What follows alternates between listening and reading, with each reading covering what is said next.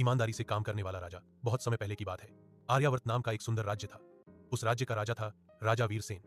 राजा वीरसेन की सबसे बड़ी पहचान उसकी ताकत या धन नहीं थी, बल्कि उसकी ईमानदारी थी। राजा रोज सुबह दरबार में बैठता और सबसे पहले अपने राज्य के खर्चों और आम जनता की समस्याओं को खुद देखता। वह कभी भी बिना जांच के किसी फाइल पर हस्ताक्षर नहीं करता था। मंत्री कई बार कहते, महाराज आप राजा हैं, ये सब काम अधिकारियों को सौंप दीजिए। पर राजा मुस्कुराकर कहता, अगर राजा ही ईमानदार नहीं होगा तो प्रजा किससे सीखेगी। एक दिन राज्य में सड़क बनाने का बड़ा काम आया। ठेकेदार ने कम सामग्री लगाकर ज्यादा पैसा कमाने की योजना बनाई। उसने मंत्री को रिश्वत दी और राजा तक फाइल पहुंच गई। लेकिन राजा ने जब हिसाब देखा तो उसे शक हुआ। उसने खुद जाकर सड़क का निरीक्षण किया। राजा ने पाया कि पत्थर और सीमेंट कम डाले गए थे। राजा ने तुरंत ठेकेदार को बुलाया। ठेकेदार ने डर के मारे सच कबूल कर लिया। राजा ने उसे सज्जा दी और रिश्वत लेने वाले मंत्री को पद से हटा दिया। लोग हैरान थे कि राजा अपने ही मंत्री के खिलाफ खड़ा हो गया।